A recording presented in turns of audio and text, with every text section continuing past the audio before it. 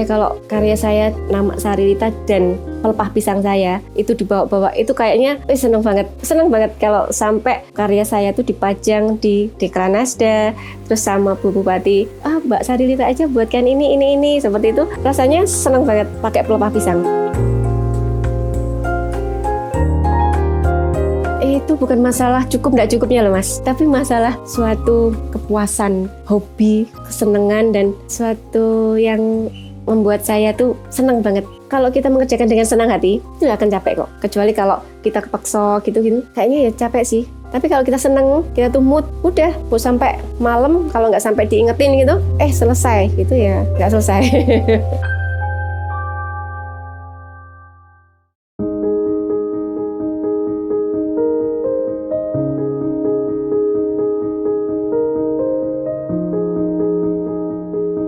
Assalamualaikum warahmatullahi wabarakatuh. Perkenalkan, nama saya Retno Sarilita Santosaning Tias, biasa dipanggil Era, owner dari Sarilita Craft. Alamatnya di Jalan Jenderal Sudirman, Gang 8, nomor 23, Tulungagung. Produknya macam-macam sebenarnya. Dari handicraft itu tuh insya Allah di Sarilita tuh ada. Mulai dari souvenir, hantaran, keterampilan-keterampilan dari bahan alam, goni juga ada. Kita bikin tas, bikin kayak kerajinan-kerajinan tutup gelas, terus ada toples hias, ada macam-macam lah. Biasanya tuh saya sering ya dimintain tolong sama ibu-ibu kalau ada keterampilan-keterampilan gitu, membuatkan atau mengajari anaknya keterampilan, entah itu dari bahan alam ataupun daur ulang. Daur ulang tuh kayak plastik-plastik, terus tutup gelas, terus kresek. Kalau alam saya pakai pelepah pisang, juga ada goni itu juga bahan alam juga tuh, dari serat alam kan. Yang pasti ini yang lagi in itu pelepah pisang, kayak unik gitu. Kalau yang pelepah pisang itu sejak saya diberangkatkan sekolah, ya kasarannya saya disekolahkan gitu, disuruh mendalami suatu bidang pelepah pisang ini yang sebenarnya di Tulungagung itu potensi banget ya. Pisang itu kan banyak kan di Tulungagung lah. Sementara itu kan hanya dibuang percuma kan. Nah dari situ saya sama Dinas Perindustrian saya disekolahkan, diminta jadi leadernya untuk pelepah pisang. Lahirnya Sarilita itu saya masih sangat muda banget ya, masih sekolah. Saya itu dari sekolah sudah suka pernik-pernik. Semuanya itu saya bikin sendiri. Dari keterampilan, dari apa itu semuanya saya ngerjakan sendiri. Mungkin ya sudah bawaan lahir mungkin ya. Nah awalnya itu bikin souvenir atau hantaran temen. Pertama itu ya saya waktu lamaran saya bikin sendiri. Harusnya kan bisa dia cowok ya, itu diserahkan saya bikin, saya buat. Nah setelah itu terus banyak yang pengen buatkan gitu kan, dulu sederhana banget ya, sampai sekarang sampai berkembang. Saya jadi ngikutin perkembangan. Setelah itu berkembang buatkan teman. Setelah itu dari mulut ke mulut, saya waktu di Surabaya itu seperti itu. Nah sekarang setelah saya nikah, saya pindah di Tulungagung. Nah di Tulungagung ini kota kecil ya, maksudnya lebih kecil dari Surabaya. Dari situ saya mulai berkembangnya di Tulungagung dulu.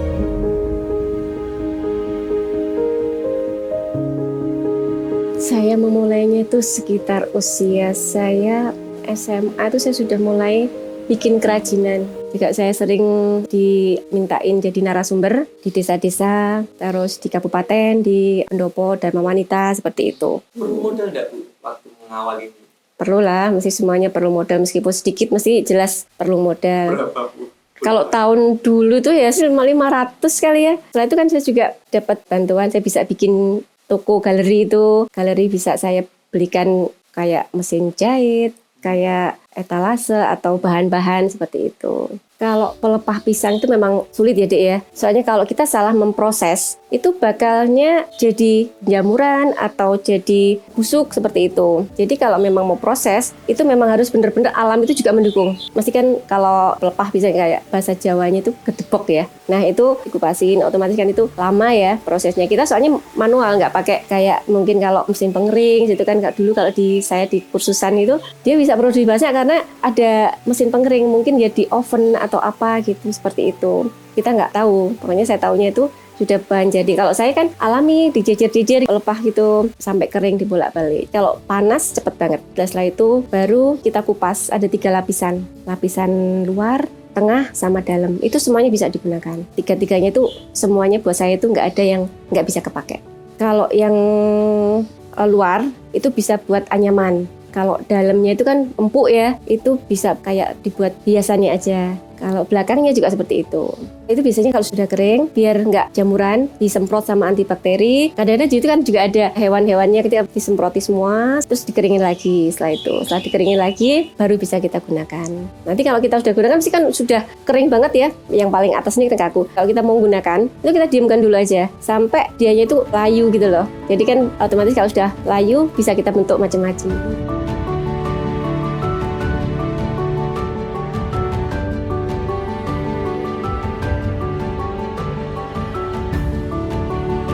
Kalau belajar mengawalnya dulu saya dikirimnya itu di Pekalongan. Dan itu hanya belajar keterampilannya pelepah pisang. Oh, pelepah pisang itu ternyata bisa buat ini.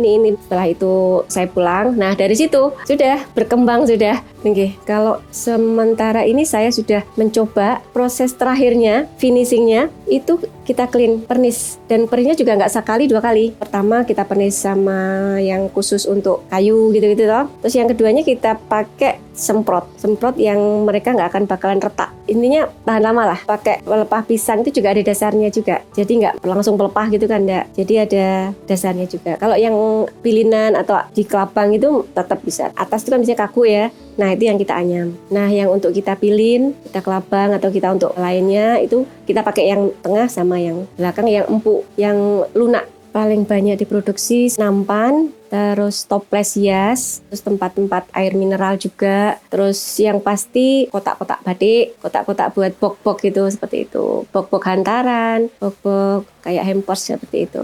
Ya itu yang saya susah banget ya. Saya memang harus punya admin harusnya. Kalau saya sendiri kan mesti slow respon ya. Soalnya saya paginya saya harus kerja, sorenya seperti itu dan saya juga nggak bisa fokus. Nah, saya itu untuk jual belinya dari mulut ke mulut sementara. Kita pakai status di WA ataupun pakai di Instagram, dan kebanyakan yang sekarang ini mereka sudah kenal saya. Jadi udah otomatis oh Bu Sarilita, oh di sini seperti itu. Selain itu juga kalau setiap saya bikin status itu mesti selalu ada imbasnya dari status saya seperti itu.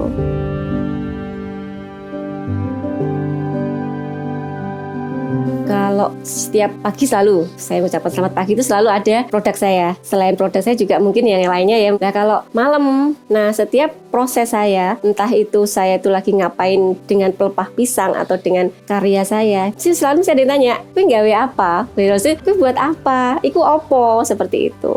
Mesti selalu ada komen dari teman-teman dan saya itu selalu saya mintain nomor telepon ataupun saya otomatis kan kalau ada status mesti kan lihat ya. Ini kalau penjualan ya, itu musim-musiman. Kalau kayak seperti ini, mulai dari puasa sampai hari raya ini, ya alhamdulillah saya banyak banget orderan. Sama musimnya manten itu mulai dari souvenir, dari hantaran, itu full. Kalau di puasa ini yang paling banyak toples hias, hampers gitu, hampersnya buat parcel-parcel seperti itu. Nah itu paling banyak.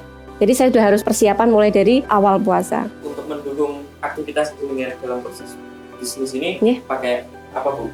Saya pakai Asus. Saya selama pakai Asus, saya tuh terbantu banget. Jadi mulai dari saya pembukuan ataupun saya itu paling nggak ya upload di WhatsApp atau saya selalu pakai itu. Pakai Asus dan catatan-catatan saya mulai dari harga sama pembelian penjualan itu saya ada di laptop Asus saya tuh ya pegangnya hanya itu aja. Sangat support. Dan menariknya Mas ya, di Asus itu onderdilnya peralatannya itu semuanya 40% diproduksi di Indonesia. Seperti itu. Jadi saya suka sekali sama Asus karena juga enteng juga, dibawa kemana-mana juga enak juga. Jadi gampang lah dibukanya di mana-mana juga bisa. Dan bahkan Mas ya, untuk tasnya Asus sendiri itu diproduksi di Jepara. Bekerjasama dengan pengrajinnya di Jepara. Seperti itu.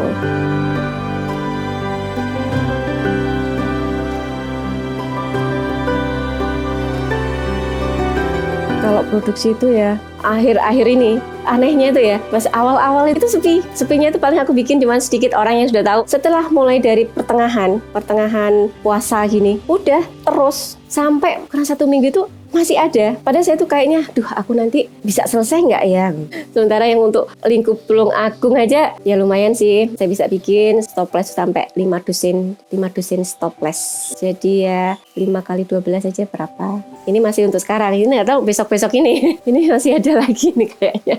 Jadi saya juga dibantu temen, tapi ya dibawa pulang. Dia bantu nganyam atau dia bantu bikin pilihan apa-apa gitu lah. Saya nanti setelah itu udah selesai dibawa ke sini, baru saya yang mulai prosesnya membuat suatu karya baru saya.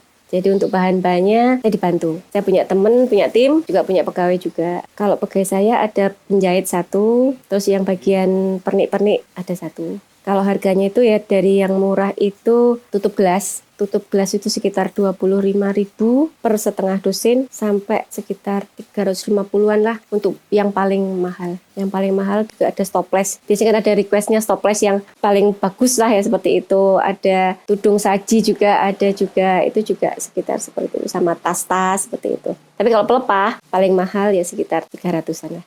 Cukup terjangkau. Nggak mahal kok. Kalau perputarannya untuk hanya 1 bulan ini ya, 1 bulan ini aja ya 5 ke atas ya.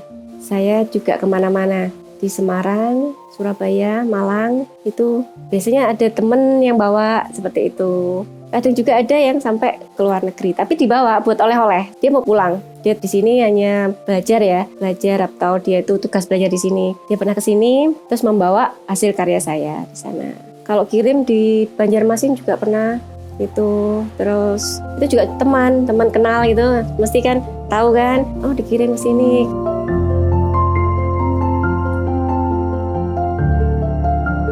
Itu suatu kebanggaan ya, hobi yang bisa menghasilkan itu amat sangat buat saya tuh seneng banget. Pakainya kayak tanpa kriya gitu, saya tuh mau ngapain gitu loh. Saya kalau karya saya mati di Tulungagung ya, di kantor daerah lah, nama Sarilita dan pelepah pisang saya itu dibawa-bawa itu kayaknya seneng banget diajak pameran, terus diajak satu aja saya disekolahkan lah ya, kesannya dikursuskan sama dinas. Saya seneng banget. Jadi kayaknya saya tuh ini kesempatan saya untuk membuat saya jadi lebih berkembang gitu loh. Seneng banget kalau sampai karya saya tuh dipajang di Dekranasda, terus sama Bu Bupati, Mbak Sarilita aja buatkan ini seperti itu. Rasanya seneng banget pakai pelepah pisang. Yang sekarang di Tulungagung, hampers itu semuanya kalau untuk diserahkan ke Pak Bupati untuk kenang-kenangan seperti itu, mesti minta pakai pelepah pisang.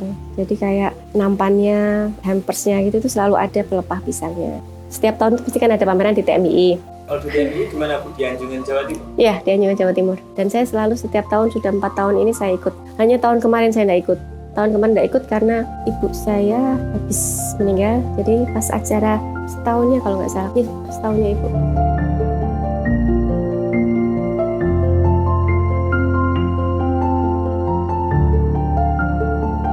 Bentar lagi mas, saya serius. Setelah saya pensiun, setelah saya purna, ini aja kurang 1 tahun ya. Itu saya udah mulai ancang-ancang sudah. Mulai saya buka galeri saya ini yang sebenarnya itu sudah saya buka, sudah saya perbaiki. Dulu itu sudah kayak gudang lah. Sekarang sudah mulai saya buka. Saya kepingin punya rumah prakarya. Saya dulu pernah, masih usume itu kain flanel. Kain flanel itu dibikin-bikin kayak tempat HP, kayak bandu, dan segalanya seperti itu. Nah, suatu saat saya dulu punya toko kecil di sini, menjual alat-alat keterampilan. Nah, di situ saya juga ngajarin anak-anak yang beli. Kami selalu tanya, mau bikin apa? Oh, mau bikin ini. Nah, kan selalu saya tanya, bisa? Enggak bisa. Nah, setelah itu saya, ayo wis kapan belajar? Nah, dari situ, setiap minggu ada anak-anak tetangga sebelah-sebelah sini, ibu-ibunya suka anak-anaknya di sini. Dia saya kasih harga samanya 15.000. Terserah kamu mau bikin apa. Tapi saya bilangin, ini kain ini jangan dipotong. Kalau motong kan biasanya anak-anak kan ngawur gitu ya. Saya ajarin, jadi dia bisa juga menghemat suatu kain itu biar bisa jadi banyak. Jadi dia tuh kerasan sampai disusul sama ibunya. Itu zamannya awal-awalnya HP. Jadi anak-anaknya tuh minggu ibu-ibunya suka anak-anaknya di sini. Sampai saya pernah diupload suatu kayak koran lah. Pas anak-anaknya belajar di sini. Minggu, jadi berlibur dengan saya. Pagi tuh saya belum apa-apa, sudah tantang. Sudah masuk sini, sudah saya gelar, sudah monggo semua. Saya ajarin, saya kasih contoh kan. Ada mal di situ. Ini buat ini, contohnya seperti ini. Sudah mereka tuh berkarya seperti apa, monggo terserah. Nanti kalau nggak bisa, dia tanya. Dan hasilnya mereka saya apresiasi. Memang benar-benar anak-anak yang luar biasa kalau menurut saya seperti itu. Masih kecil. Saya suka seperti itu, Mas. Maksudnya saya suka anak-anak itu tahu keterampilan lah seperti itu. Ada murid saya ya Mas, terus dia juga bareng sama saya. Itu saya suka, saya seneng. Saya nggak masalah kok, benar. Saya tuh suka berbagi. Dari dulu saya seperti itu. Saya nggak iri kalau dia lebih sukses, itu enggak. Rezeki itu sudah ada yang ngatur.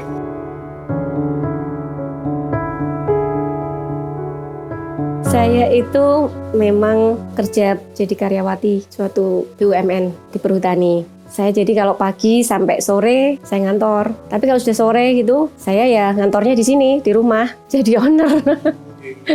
Kalau kita mengerjakan dengan senang hati, itu nggak akan capek kok. Kecuali kalau kita kepaksa gitu, kayaknya ya capek sih. Tapi kalau kita seneng, kita tuh mood, udah mau sampai malam, kalau nggak sampai diingetin gitu, selesai gitu ya, nggak selesai.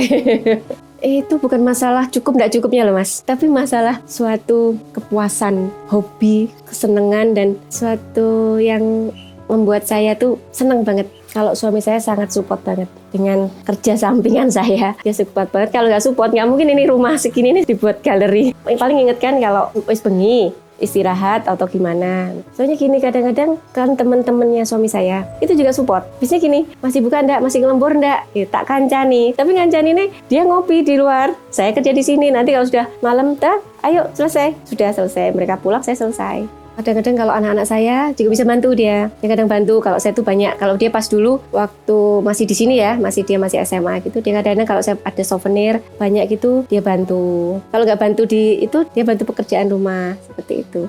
Tantangannya bahan dasar itu, modal juga. Kalau memang harus besar, itu juga modalnya kan harus besar. Pengetahuannya juga harus lebih kan, dan harus menimba ilmu lagi yang lebih di dalam lagi untuk suatu karya seperti pelepah pisang. Saya sih untuk sementara pengembangannya itu kepingin bisa dikenal semua orang dan ini bisa terbuka gitu loh. Semua ini kan saya bukanya itu kan hanya kalau malam, kalau ada tamu, kalau apa kan, kalau siang ini kan mesti sepi rumah. Jadi kan nggak kelihatan gitu loh. Saya pengen punya galeri dan saya pengen galeri itu bisa siang malam buka terus.